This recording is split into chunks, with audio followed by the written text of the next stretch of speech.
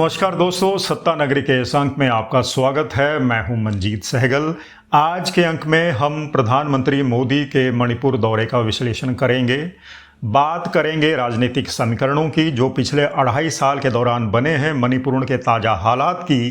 क्या राष्ट्रपति शासन के बाद राज्य के हालात सुधरे हैं या फिर और बिगड़ गए। फिर बात करेंगे 2.5 साल के सामाजिक, आर्थिक, मानवीय और राजनीतिक नुकसान की। क्या नरेंद्र मोदी की अनुपस्थिति ने कांग्रेस को राजनीतिक फायदा पहुंचाया है। इन सब मुद्दों पर चर्चा करेंगे, इसलिए आप वीडियो के अंत तक बने रहिए।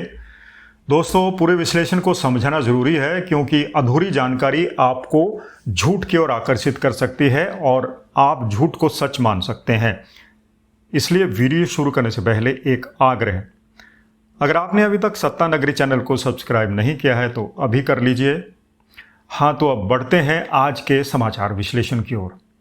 दोस्तों, मणिपुर पूर्वोत्तर भारत का एक छोटा लेकिन विविधतापूर्ण राज्य है। पिछले 2 सालों से जातीय हिंसा की चपेट में है।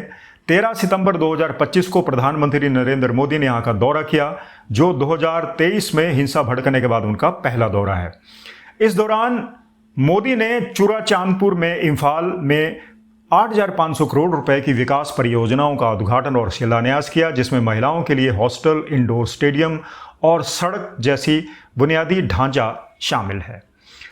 मोदी ने हिंसा को दुर्भाग्यपूर्ण बताते हुए शांति की अपील की और विस्थापित परिवारों से मुलाकात भी की।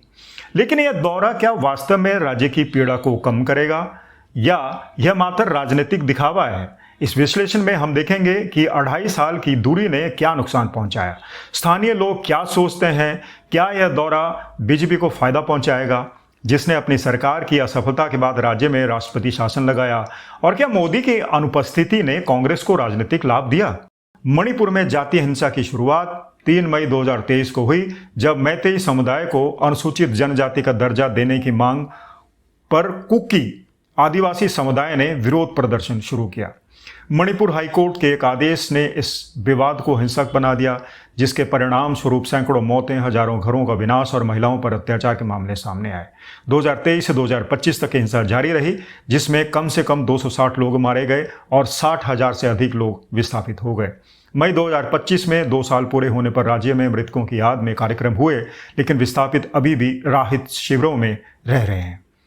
बीजेपी की सरकार मुख्यतः एन बीरेन सिंह के नेतृत्व में हिंसा को नियंत्रित करने में विफल रही। फरवरी 2025 में सिंह ने इस्तीफा दे दिया और 13 फरवरी 2025 को केंद्र ने मणिपुर में राष्ट्रपति शासन लागू कर दिया। यह बीजेपी की अपनी सरकार की असफलता का स्पष्ट प्रमाण था।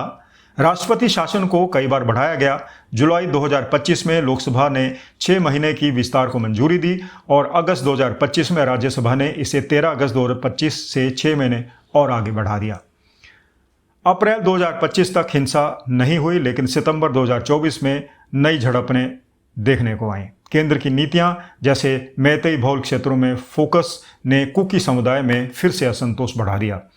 दोस्तों, 2.5 साल की दूरी का नुकसान और उसका आकलन करें तो सामाजिक, आर्थिक और मानवीय क्षति देखने को मिल रही है।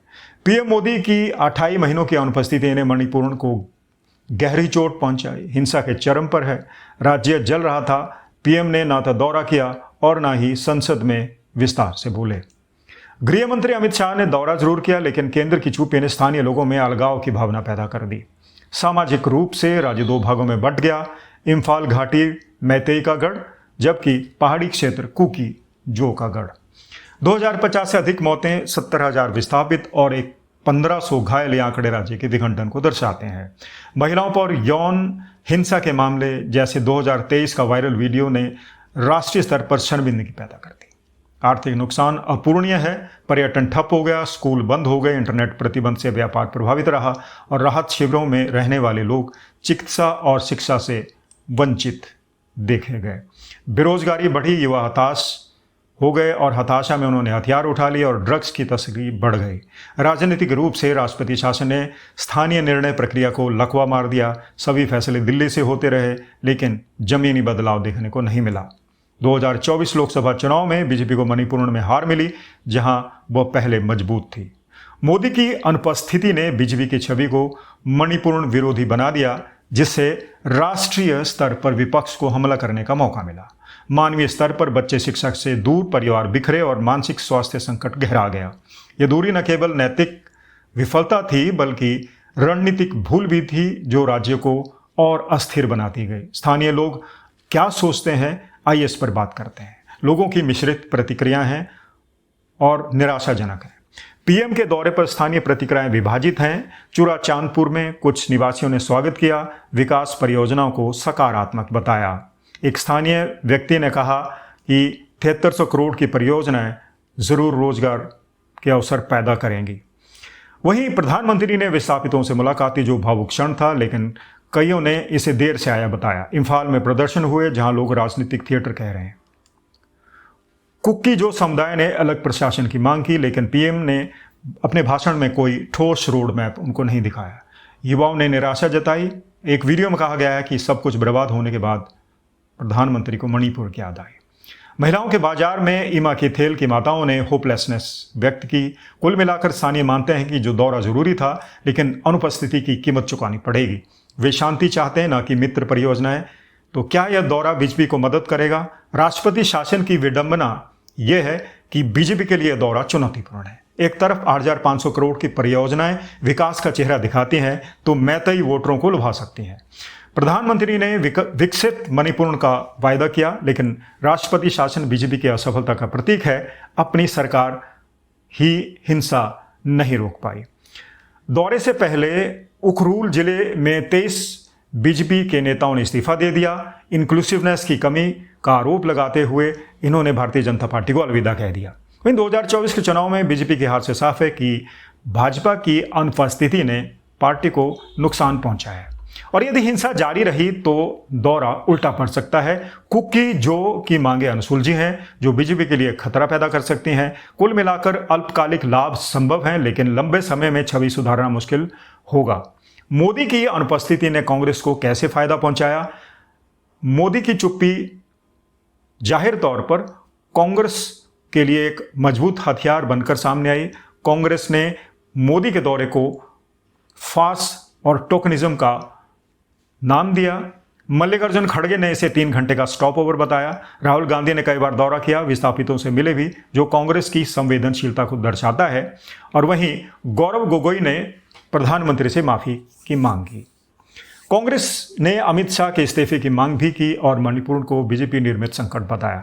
2024 के चुनाव में कांग्रेस की सीटें जरूर बढ़ी क्योंकि विपक्ष ने राजधर्म का मुद्दा उठाया।